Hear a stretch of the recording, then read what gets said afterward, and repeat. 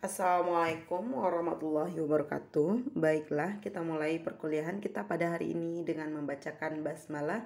Bismillahirrahmanirrahim. Nah, pada pertemuan yang lalu kita sudah membahas yaitu diferensial fungsi sederhana. Pada hari ini kita akan membahas yaitu penerapannya di bidang ekonomi. Nah, kita lihat ya. Yang pertama yaitu elastisitas. Apa yang dikatakan dengan elastisitas? Yaitu perbandingan perubahan proporsional dari sebuah variabel dengan perubahan variabel lain. Artinya ketika suatu variabel berubah ya, maka variabel lainnya juga ikut berubah gitu ya. Jadi itu dikatakan elastisitas. Nah, gunanya pada bidang ekonomi yaitu salah satunya mengukur seberapa besar kepekaan atau reaksi konsumen terhadap perubahan harga. Namanya ketika berubah harga, pasti konsumen akan berubah juga ketika permintaannya. Ya, ketika harga naik, maka permintaannya akan turun. Kemudian ketika harga turun, maka permintaannya akan naik gitu ya. Nah, itu dia salah satu contoh elastisitas. Nah, kita lihat ya. Yang pertama, elastisitas permintaan.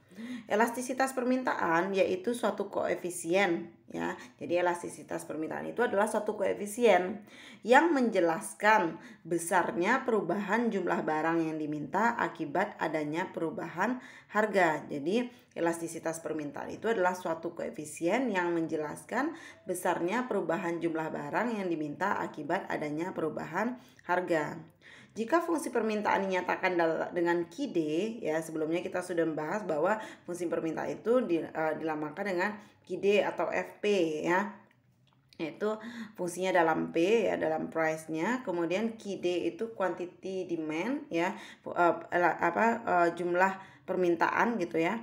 Nah, itu untuk elastisitas permintaannya ya dilambangkan dengan seperti N yang agak panjang sedikit ke bawah atau C ya, CD. Nah, jadi kita membacanya elastisitas permintaan saja ya. Jadi elastisitas permintaan itu adalah turunan dari fungsi dari permintaan kita dikali dengan P per QD. Ya, jadi DQD terhadap DP itu adalah Ki aksen D, turunan pertama dari fungsi permintaan. Ya, jadi elastisitas permintaan yaitu turunan pertama ya dari fungsi permintaan ya dikali dengan P per QD. Nah, sekarang kita lihat ya contoh untuk keterangannya lebih lanjut. Permintaan akan suatu barang dikatakan bersifat elastik. Nah, ini mohon maaf ya, ada sedikit pergeseran ya. Jadi permintaan akan suatu barang dikatakan bersifat elastik. Jadi dia dikatakan bersifat elastik permintaannya jika ya mutlak dari elastisitas permintaannya itu lebih dari 1. Ya, jadi ketika elastisitas mutlak dari elastisitas permintaan itu lebih dari 1, maka dia dikatakan elastik. Silakan catat di catatannya ya. Jika dikatakan elastik, permintaan suatu barang dikatakan bersifat elastik jika elastisitasnya mutlaknya itu lebih dari 1. Nah, dikatakan elastik uniter yaitu jika elastisitas permintaannya itu sama dengan 1. Ya, dan kemudian dikatakan inelastik ya, dikatakan inelastik atau tidak elastis ya. Jadi itu ketika elastisitasnya itu kurang dari 1. Nah, silahkan saudara catat ya kembali ya. Jadi dikatakan bersifat elastik jika elastisitasnya mutlaknya itu lebih dari 1. Kemudian dikatakan elastik uniter jika mutlak dari elastisitas permintaannya itu sama dengan 1. Dikatakan inelastik jika kurang dari 1. Nah, kita lanjutkan. Nah, barang yang permintaannya elastik mengisyaratkan ya bahwa jika harga barang tersebut berubah sebesar persentase tertentu, maka permintaan terhadapnya akan berubah secara berlawanan arah dengan persentase yang lebih besar daripada persentase perubahan harganya. Ya, seperti yang sudah Ibu jelaskan tadi tentang permintaan dengan harga barang gitu ya. Nah, kita lanjut berikutnya ya. Contohnya, fungsi permintaan akan suatu barang ditunjukkan oleh persamaan yaitu QD sama dengan 25 dikurang 3P kuadrat. Tentukan elastisitas permintaan pada tingkat harga P sama dengan 5. Ya, jadi kita ketahui bahwa kita punya fungsi permintaan sekarang yaitu QD sama dengan 25 dikurang 3P kuadrat. Nah, dengan harganya P sama dengan 5. Seperti yang kita lihat tadi rumusnya ya. Rumusnya yaitu elastisitas ya, ini dia ya, elastisitas ini. Nah, ini dia rumusnya yaitu turunan pertama dari QD dikali dengan P per QD. Itu dia ya. Nah, sekarang kita lihat turunan pertama dari QD-nya ini dia ya, yaitu turunan pertama QD DQD per DP itu lambangnya ya. Yaitu turunan dari 25 itu adalah 0, turunan dari negatif 3P kuadrat itu adalah negatif 6P. Kita sudah bahas sebelumnya bagaimana cara menurunkan ya. Nah, elastisitas permintaan itu artinya DQD terhadap DP, artinya Q aksen D atau turunan pertama dari fungsi permintaan itu negatif 6P dikali P per 25 dikurang 3P kuadrat. Di soalnya tadi dikatakan bahwa tentukan elastisitas permintaan pada tingkat harga P sama dengan 5. Berarti kita ganti P-nya 5. Negatif 6 kali 5, negatif 30 ya, dikali dengan 5 per 25 dikurang 3 kali P kuadrat. P kuadrat artinya 5 kuadrat 25. 25 kali 3 75. Berarti 25 kurang 75 negatif 50. Ini negatif 50 ya. Jadi dapatnya negatif bagi negatif itu positif. Kemudian 30 per 50 sama bagi 0 ya. Berarti 3 kali 5 15 per 5 ya, dapatnya adalah 3 ya. Jadi seperti yang sudah kita bahas tadi ya, bahwa dia dikatakan elastik jika mutlak dari elastisitas permintaannya itu lebih dari 1 ya. Artinya ini 3 apakah lebih dari 1? Benar ya. Jadi dia artinya elastik gitu ya. Oke, kita lanjutkan. Nah, berikutnya elastisitas penawaran yaitu suatu koefisien yang menjelaskan besarnya perubahan jumlah barang yang ditawarkan akibat adanya perubahan harga. Jadi, suatu koefisien yang menjelaskan besarnya perubahan jumlah barang yang ditawarkan akibat adanya perubahan harga. Ya, seperti yang kita sudah bahas sebelumnya ya. Ketika harga turun ya, orang banyak menyimpan barangnya ya, jadi semakin sedikit barang yang dikeluarkan gitu ya. Jadi ketika harga naik, kemudian maka barangnya banyak yang dikeluarkan gitu ya. Jadi itu untuk elastisitas penawaran ya, suatu koefisien yang menjelaskan besarnya perubahan jumlah barang yang ditawarkan akibat adanya perubahan harga. Nah, seperti yang kita bahas sebelumnya ya, fungsi penawaran itu QS ya, quantity supply atau FS nanti ya. Nah, kita lihat ya di sini ya, FP ya, dalam FP kita di sini. Nah, kita sama dengan yang tadi ya. Nah, maka elastisitas penawarannya itu adalah elastisitas penawaran jadi seperti CS lambangnya ya, yaitu turunan pertama dari fungsi penawaran dikali P per fungsi penawarannya ya. Sebenarnya hampir sama dengan fungsi permintaan tadi ya, cuman yang tadi permintaan adalah fungsi permintaan, sekarang kita gunakan fungsi penawaran. Nah, kita lanjut ya. Penawaran akan suatu barang dikatakan dia elastik ya. Nah, dikatakan dia elastik ya. Dikatakan elastik yaitu ketika dia lebih dari 1 ya. Jadi penawaran suatu barang dikatakan bersifat elastik apabila ya, ini ada sedikit kesalahan di sini ya, coba didengarkan penjelasan Ibu ya. Penawaran suatu barang dikatakan bersifat elastik apabila ya, yaitu elastisitas penawarannya itu lebih dari 1 ya. Kemudian dikatakan dia untuk elastik uniter yaitu sama dengan 1, sama dengan yang tadi ya, itu sama dengan 1 untuk elastik uniter. Kemudian dikatakan inelastik jika dia kurang dari 1. Itu dia ya. Jadi elastisitasnya kurang dari 1 dikatakan inelastik ya. Nah, kita lanjutkan ya berikutnya. Barang yang penawarannya inelastik mensyaratkan bahwa jika harga barang tersebut berubah sebesar persentase tertentu, maka penawarannya berubah searah dengan persentase yang lebih kecil daripada persentase perubahan harganya. Itu yang sudah Ibu jelaskan tadi ya, bahwa ketika dia barangnya barangnya naik ya, maka dikeluarkan barang sebanyak-banyaknya gitu ya. Kalau harga turun, maka barang yang dikeluarkan pun sedikit, yang ditawarkan sedikit gitu. Jadi searah jadinya. Nah, sekarang kita lanjutkan ya. Nah, ini dia tadi ya, fungsi penawaran akan suatu barang ditunjukkan oleh persamaan QS sama dengan negatif 200 tambah 7P kuadrat. Tentukan elastisitas penawarannya pada tingkat harga pasar P sama dengan 10. Jadi kita punya fungsi penawarannya negatif 200 tambah 7P kuadrat ya. Berarti turunan pertamanya adalah turunan negatif 200 itu adalah 0. Turunan dari 7P kuadrat adalah 14P. Nah, artinya elastisitas penawaran kita adalah turunan pertama dari fungsi penawaran dikali P per QS. Jadi 14P dikali P per negatif 200 tambah 7P kuadrat. Katanya tentukan elastisitas penawarannya pada tingkat harga P sama dengan 10. Kita ganti P-nya 10 ya. Berarti 14 kali 10 per P-nya 10 dibagi dengan negatif 200 tambah 7 kali 10 kuadrat 700 ya.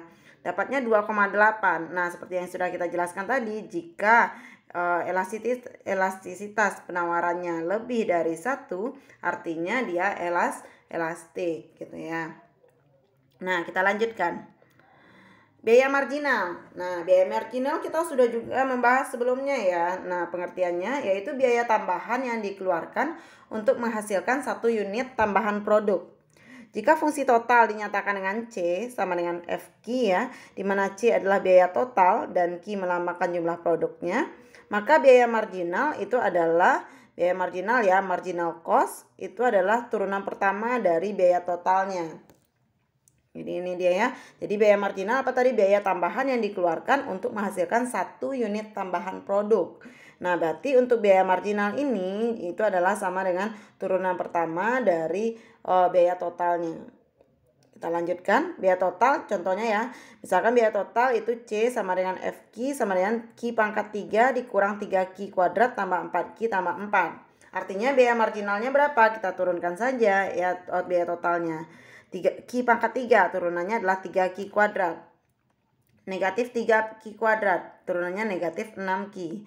Turunan dari 4Q itu adalah 4. Turunan 4 itu adalah 0. Artinya biaya marginal kita adalah 3Q kuadrat dikurang 6Q tambah 4. Kita lanjutkan. Penerimaan marginal. Penerimaan marginal yaitu penerimaan tambahan yang diperoleh berkenaan bertambahnya satu unit keluaran yang diproduksi atau terjual ya. Jadi kita sudah juga membahas sebenarnya ya penerimaan marginal, tapi kemarin itu belum masih fungsi linear. Sekarang kita fungsinya fungsi polinom pangkat tinggi gitu ya. Jadi makanya kita menggunakan turunan di sini, diferensial fungsi sederhana. Nah, penerimaan marginal kita ulang lagi. Penerimaan marginal, penerimaan tambahan yang diperoleh berkenaan bertambahnya satu unit keluaran yang diproduksi atau terjual. Jika fungsi penerimaan total yaitu R sama dengan FQ, maka untuk biaya penerimaan marginalnya itu adalah turunan pertama dari penerimaan totalnya. Ya, ini dia. Ya, turunan pertama dari penerimaan total. Nah, sekarang kita lanjutkan. Contohnya, andaikan fungsi permintaan akan suatu barang ditunjukkan oleh P sama dengan 16 dikurang 2Q, penerimaan totalnya ya, artinya penerimaan total apa? Kita masih ingat ya, R revenue itu adalah P kali Q ya, dimana fungsi P kita adalah 16 dikurang 2Q dikali dengan Q ya, berarti 16 kali Q dikurang 2Q kuadrat. Nah, artinya penerimaan marginal kita adalah turunan pertamanya. Turunan pertama dari penerimaan total. Berarti turunan 16Q adalah 16. Turunan dari negatif 2Q kuadrat itu adalah negatif 4Q. Ya, jadi kita tadi untuk kita mencari penerimaan total itu adalah P kali Q. P-nya 16 dikurang 2Q ya, dikalikan dengan Q. 16 kali Q dikurang 2Q kali Q, 2Q pangkat 2. Penerimaan marginalnya berarti turunan pertamanya. Itu kita dapatkan 16 dikurang 4Q. Kita lanjutkan analisis keuntungan maksimum. Nah, analisis keuntungan maksimum Tingkat produksi yang memberikan keuntungan maksimum ya atau menimbulkan kerugian maksimum dapat disidik dengan pendekatan diferensial. Nilai ekstrim atau nilai optimum atau P ya, nilai optimum atau keuntungan profit dapat kita lambangkan dengan P seperti ini ya, kebetulan terdempet ya. Dapat ditentukan dengan cara menetapkan derivatif pertamanya sama dengan 0. Jadi kita dapat menentukan turunan pertamanya itu sama dengan 0. Kemarin kita juga sudah membahas yaitu nilai ekstrim ya, yaitu turunan pertama sama dengan 0. Kita lihat penjelasan berikutnya. Nah, seperti yang sudah kita bahas sebelumnya bahwa keuntungan atau profit itu sama dengan penerimaan dikurang biaya ya. Artinya profit atau keuntungan atau kerugian itu sama dengan R dikurang C, penerimaan dikurang biaya ya. Nah, untuk P optimum itu keuntungan atau kerugian maksimum itu adalah P aksen ya. Di sini bukan P pangkat 1 sebenarnya ya, lambangnya P aksen gitu ya. Nah, itu P aksen sama dengan 0. Kita jadikan P aksen sama dengan 0. Nah, untuk lebih pahamnya ya, kita lihat di sini ya. Jadi untuk P aksen itu bisa juga dengan biaya marginal revenue, artinya biaya penerimaan marginal dikurang dengan biaya marginal itu sama dengan 0, atau biaya penerimaan marginal sama dengan biaya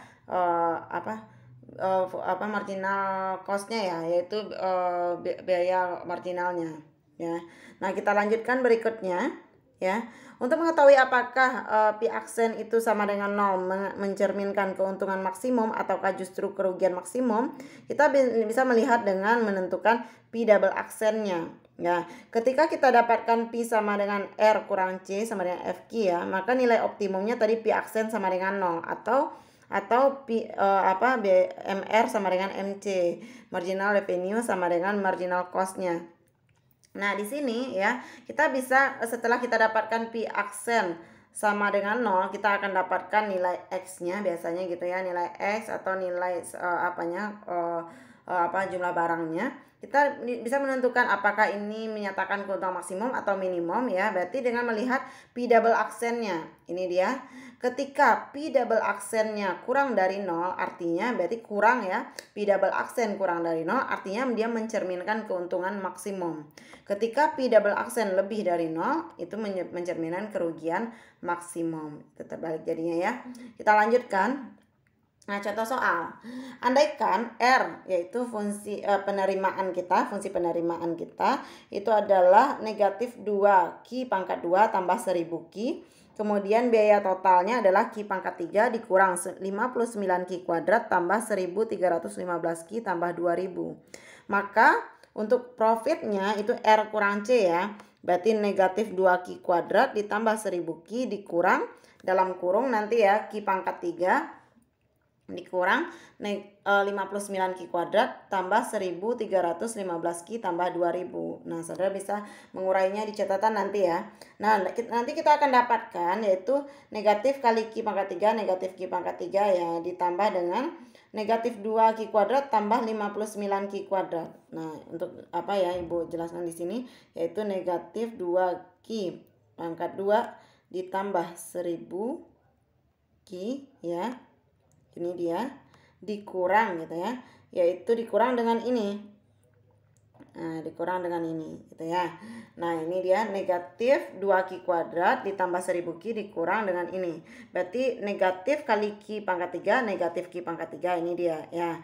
Kemudian negatif 2Q kuadrat ya, negatif 2Q kuadrat dikurang negatif kali negatif itu dapatnya positif ya. 5 negatif kita ini kita kurung kan, berarti negatif kali negatif 59 itu positif 59 Q kuadrat, berarti negatif 2 Q kuadrat ditambah 59 Q kuadrat dapatnya 57 Q kuadrat.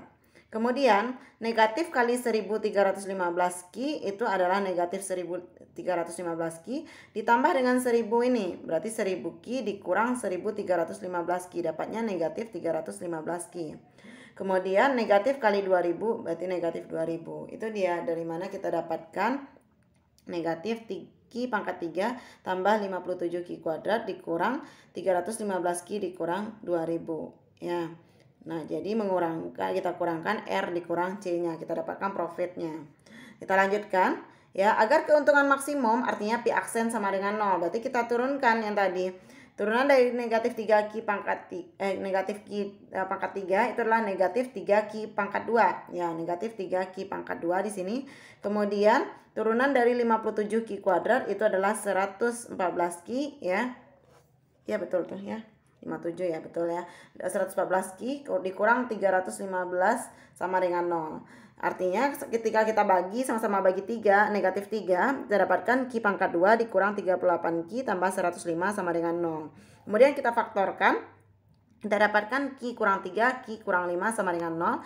Kita dapatkan Q satunya sama dengan 3, Q 2 sama dengan 35. Kita cari lagi pi double aksennya. Pi double aksennya yaitu kita turunkan sekali lagi turunan pertamanya tadi ya, yaitu negatif 6Q ditambah 114. Kita kan tadi kita sudah bahas ya bahwa ketika pi double aksen kurang dari 0 mencerminkan keuntungan maksimum, pi double aksen lebih dari 0 mencerminkan kerugian maksimum.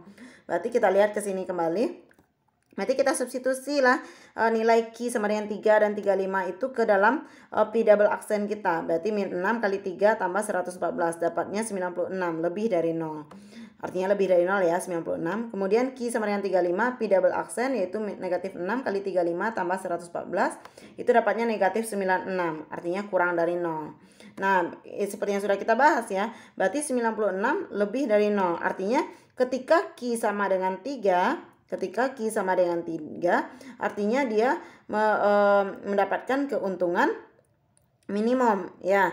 Kemudian ketika Q sama dengan 35 dia kurang dari 0 berarti mencerminkan keuntungan maksimum. Jadi untung maksimum saat Q sama dengan 35 ya. Nah, berapakah untung maksimumnya? Yaitu ini dia kita substitusi saja Q sama dengan 35 ke fungsi ke fungsi profit kita. Fungsi profit kita tadi adalah negatif Q pangkat 3 tambah 57 Q kuadrat dikurang 315 Q dikurang 2000 ya. Kita masukkan negatif 35-nya ke dalam fungsi tadi. Kita dapatkan bahwa keuntungan maksimumnya adalah 13.925. Itu dia. Jadi kita harus perhatikan di sini ya. Ketika dia itu pi double aksennya kurang dari 0, artinya dia mencerminkan keuntungan maksimum ya. Jadi untuk mendapatkan profit maksimumnya kita substitusi saja ke fungsi profit kita yang di awal tadi. Oke. Nah, itu dia ya materi kita pada hari ini ya. Ibu harapkan saudara semuanya lebih serius lagi dalam perkuliahannya. Nah, nanti akan Ibu berikan tugas. Ibu harapkan semuanya mengerjakan dengan baik ya. Kita cukupkan sampai di sini. Mari kita bacakan alhamdulillahirabbil alamin. Tapi kita belum selesai perkuliahannya ya. Boleh ditanya yang belum paham, silakan bertanya ya. Nanti Ibu berikan tugas, silakan dikerjakan. Oke ya. Assalamualaikum warahmatullahi wabarakatuh.